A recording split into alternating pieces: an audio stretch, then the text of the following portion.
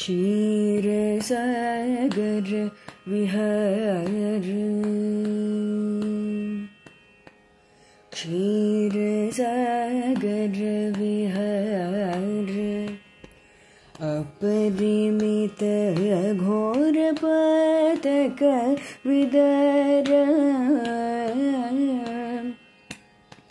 क्रूर जनगण विदार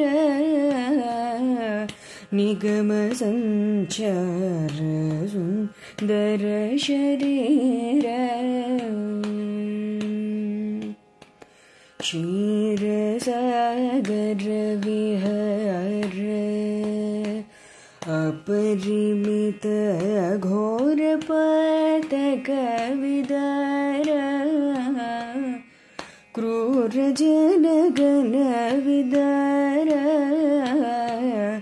निगम संचार सुंदर शरीर। శ్రీ శ్రవణ ఛానల్కి చిన్నారులందరికీ శ్రోతలందరికీ కూడాను మరొకసారి స్వాగతం. మనం విన్న ఈ కీర్తన త్యాగరాజస్వామి వారి కీర్తన. ఇది మనకి ఆనంద భైరవి రాగంలో సమకూర్చారు. పాడిన పావనికి అనేక అభినందనలు తెలుపుతూ మనం కథలోకి వెళ్ళిపోదాము.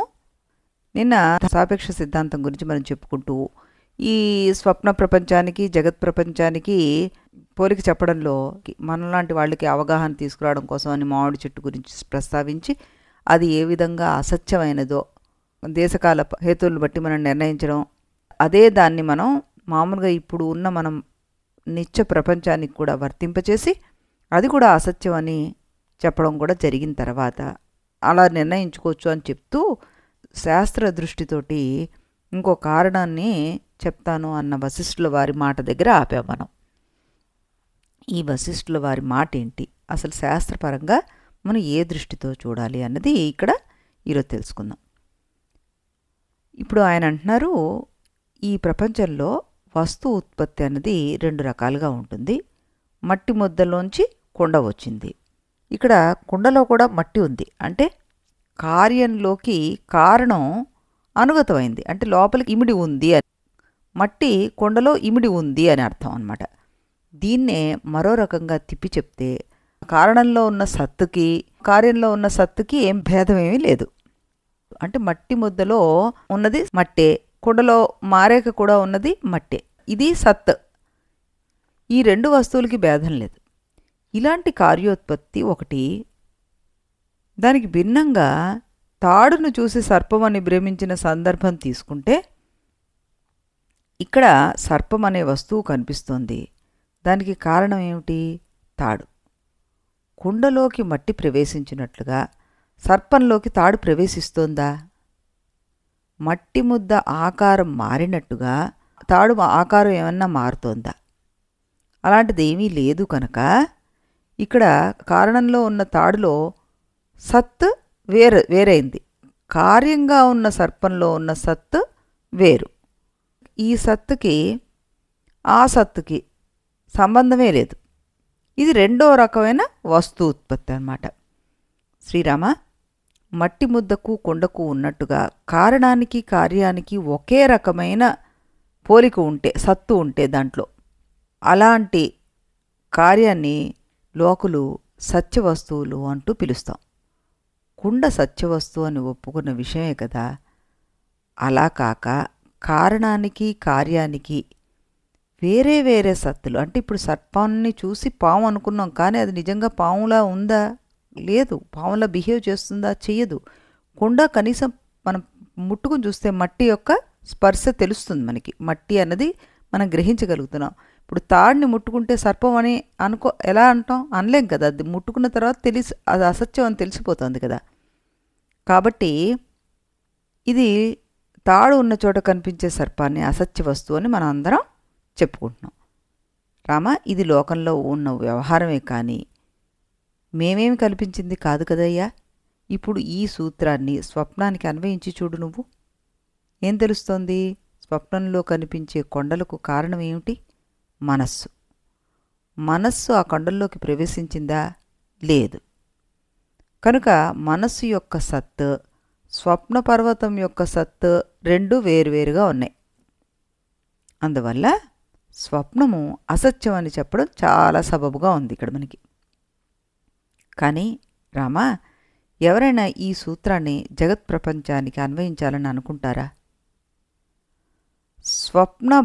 స్వప్నాభత్వం చ జగతః శ్రుతే శాస్త్రే అవబోధ్యతే శీఘ్రం న పార్యతే వక్తుం వాక్కిల క్రమవర్తిని అన్నారు. అంటే ఏమిటి? ముముక్షు వ్యవహార ప్రకరణలో సర్గ 18 61 శ్లోకంలో రామ, శాస్త్రాధ్యయనం చేసి కారణసత్ ఏమిటి, కార్యసత్ ఏమిటి, ఈ రెండిటికి ఏకత్వం ఉందా భిన్నత్వం ఉందా అనే విషయాన్ని ఆలోచించాలి. ఆలోచిస్తే మనకేం తేలుతుంది? మెలకువ కళ అనేవి సమానాలా కాదా అనే విషయం తేలుతుంది. ఆ బోధ త్వరగా పూర్తిగా కావాలంటే అయ్యేది కాదు. వాక్కిల క్రమవర్తిని అన్నారు. అంటే మాటలు ఒకదాని తర్వాత ఒకటి వస్తాయి, కానీ అన్ని మాటలు ఒకేసారి పలకడం సాధ్యం అవుతుందా? అందువల్ల దృష్టాంతాలతోటి క్రమక్రమంగా విషయాన్ని బోధ చేసుకుంటూ వెళ్తాను అని ఆయన చెప్పారనమాట. అంటే మనం చెప్పాల్సిన మొత్తం సెంటెన్సు టైం లిమిట్లో ఒక సెంటెన్స్ని మనం కంప్లీట్ చేయగలం. అదంతా ఒక సింగిల్ మూమెంట్లో కంప్లీట్ చేయాలంటే అవుతుందా? అవ్వదు. కాబట్టి ఇవి కూడాను క్రమక్రమంగా ఈ దృష్టాంతాలన్నింటినీ బోధ చేసుకుంటూ వెళ్తాను అని చెప్తున్నారు. బోధ కోసం చెప్పేటటువంటి దృష్టాంతాల్లో ఉపమానానికి ఉపమేయానికి అన్ని అంశాల్లోనూ సమానత్వం ఉండదని మనం పూర్వమే చెప్పుకున్నాం. ఇక్కడ జాగృత్ ప్రపంచము సప్రప్రపంచం వంటిదే అని చెప్పినప్పుడు కూడాను ఈ రెంటికి ఏమాత్రం భేదం లేదని మా అభిప్రాయం కాదు. వాటిల్లో ఉన్న భేదం ఏమిటో చెప్తాను, ఇప్పుడు విను నువ్వు జాగ్రత్తగా అన్నారు. అని స్వప్న ప్రపంచంలో ఉన్న సత్తును ప్రతిభాసిక సత్ అంటారు. అంటే స్వప్నంలో ఉన్న వస్తువులు కనిపిస్తున్నప్పుడు మాత్రమే ఉంటాయి.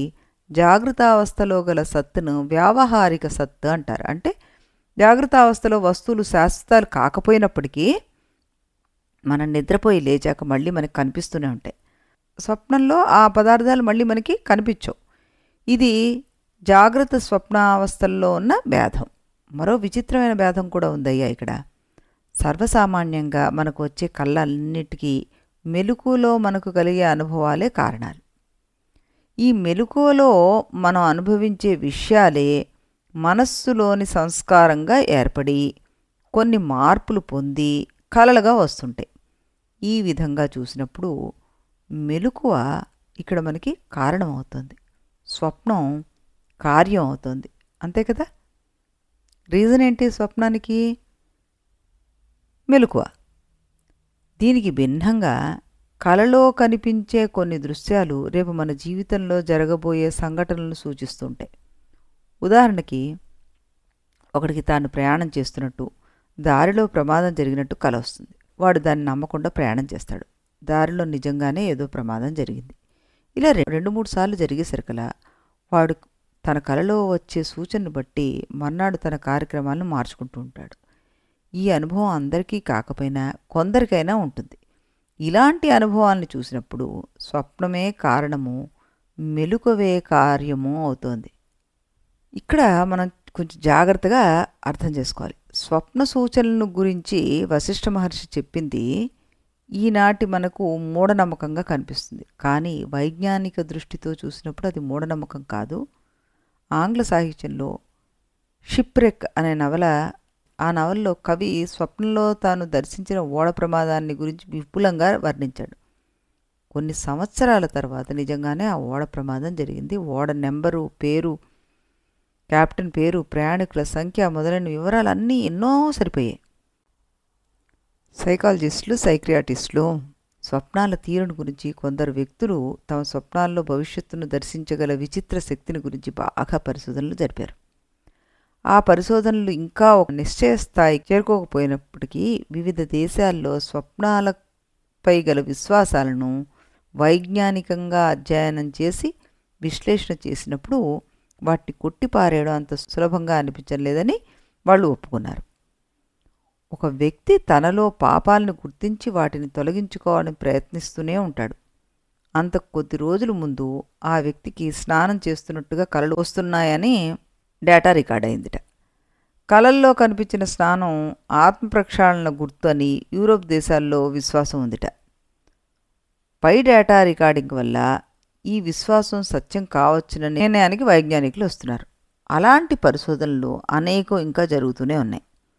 దీనిలో మనకు కావాల్సిన అంశం ఏంటంటే, కొన్ని స్వప్నాలు జగత్ ప్రపంచంలో భవిష్యత్తు కాలంలో జరగబోయే సంఘటనలు సూచించగలగడం అనేది అశాస్త్రీయమైన విషయం కాదు, మూఢనమ్మకము అంతకంటే కాదు. ఇకపోతే ఇక్కడ అసలు విషయం ఏమిటి? స్వప్నము, జాగృత అవస్థ అనే ఈ రెండిటికి పరస్పరము కార్యత్వము, కారణత్వము కూడా ఉన్నాయి.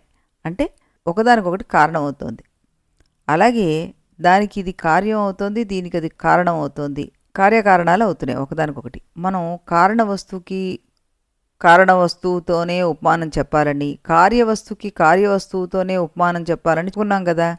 ఇప్పుడు జాగ్రత్త స్వప్న అవస్థలకి పోలిక ఎలా చెప్తాం? చెప్పచ్చా, అసలు చెప్పకూడదా?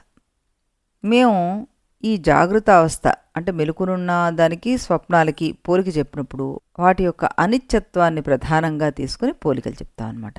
అలాగే రామా అంటే మేము అంటే అక్కడ వశిష్ఠుల వారు అలాంటి మహాత్ములందరూ అని. రామా, స్వప్న వస్తువుల యొక్క సత్తా వాటి కారణ సత్తా కంటే భిన్నమైందని ఇదివరకు మనం నిరూపించుకున్నాం కదా. అదేవిధంగా జాగృత్ ప్రపంచంలో కూడా ప్రాపంచిక వస్తువుల యొక్క సత్తా వీటి యొక్క కారణ సత్తా కంటే భిన్నమైంది. ఈ విషయాన్ని పని ఇప్పుడు పెట్టుకోవడం లేదు మనం. ఈ విషయాన్ని ఇప్పుడే నిరూపించను నేను నీకు, తర్వాత చెప్తాను ఉదాహరణతో సహా. ప్రస్తుతానికి దీన్ని కాసేపు ఒప్పుకో. నువ్వు ఏమిటి ఒప్పుకోవాలి? కారణసత్తాకి కార్యసత్తాకి భేదం ఉండడం అనే విషయంలో స్వప్నానికి జాగ్రత్తకి తేడా ఏమీ లేదు. ఆ దృష్టితో కూడా అవి సమానాలు అని చెప్పినట్టుగా అవుతోంది. కొన్ని భేదాలున్నాయి. స్వప్నానికి జాగ్రత్తకి ఉన్న పోలికలు చెప్పకపోతే ఈ మెలుగు ప్రపంచం యొక్క అనిత్యాన్ని గురించి వివరించేందుకు విధానమే ఉండదు. ఎందుకంటే మంచి దృష్టాంతాలు అసలు లేవు. అందువల్ల దీన్ని కాదనడం మొండివాదమే అవుతుంది అని ఆయన చెప్పారు. చెప్పిన తర్వాత ఇంకా ఏమన్నారు? అదేమిటండి, బంగారు ముద్దలోంచి ఆభరణాలు వచ్చినట్టుగా పరబ్రహ్మలోంచి జగమంతా వచ్చింది అని దృష్టాంతం చెప్పచ్చు కదా అని అంటావేమో నువ్వు. నీలాగా ఆలోచించిన కొంతమంది పరిశీలకులు వేదంలో కూడా ఏకేన మృత్పిండేన విజ్ఞాతేన సర్వం మృణ్మయం విజ్ఞాతం స్యాత్, చాందోగ్యోపనిషత్తులో మట్టి ముద్ద తెలిస్తే దానిలోంచి వచ్చే కుండలన్నీ తెలిసినట్లే కదా అని వేదంలో ఉంది. ఆభరణాలకి బంగారం ఎలాగో అలాగే ఈ ప్రపంచానికి పరబ్రహ్మ ఉపాదాన కారణం అవుతుంది అని వర్ణించారు. కానీ వారు మర్చిపోయిన విషయం ఏమిటంటే, వేదాల్లో అనేక చోట్ల బ్రహ్మ దేనికి కారణం కాదని, అది దేనికి కార్యం కూడా కాదని, ఏకమేవా అద్వితీయం అని, అది ఒకే వస్తువు అని, ఇలాగే స్మృతుల్లో కూడా ఆ బ్రహ్మ అవికార్యము అని చెప్పబడింది. బంగారు ముద్ద వికారం పొంది ఆభరణం అయినట్లుగా పరబ్రహ్మ వికారం పొంది జగత్తుగా రూపొందిందని మీరు చెప్పినట్లయితే బ్రహ్మ దేనికి కారణం కాదు, దేనికి కార్యం కాదు అనే వేదవాక్యాలతోటి మనకి ఇక్కడ విరోధం వచ్చేస్తుంది. ఇలాంటి వేదవాక్యాలు వందల కొద్ది మంది దగ్గర ఉన్నాయి. అందుచేత బ్రహ్మకు పరిణామం ఉందని చెప్పడానికి వీల్లేదు. ఒకవేళ గట్టిగా పట్టుబట్టి బ్రహ్మకు కూడాను మార్పు ఉంది అని అంగీకరించిన మరో చిక్కు వచ్చి పడుతుంది మనకి. ఏమిటది? ఇప్పుడు బంగారం ముద్దలోంచి బంగారు ఆభరణాలు వస్తాయి, కానీ కుండ పెంకులు రమ్మంటే రావు కదా. పరబ్రహ్మమేమో శుద్ధ చైతన్య పదార్థం. ఒకవేళ దానికి పరిణామం ఉన్నా దానిలోంచి వివిధ రూపాలు గల చైతన్య పదార్థాలు రాగలవే కానీ జడ పదార్థాలు ఎక్కడి నుంచి వచ్చినట్లు?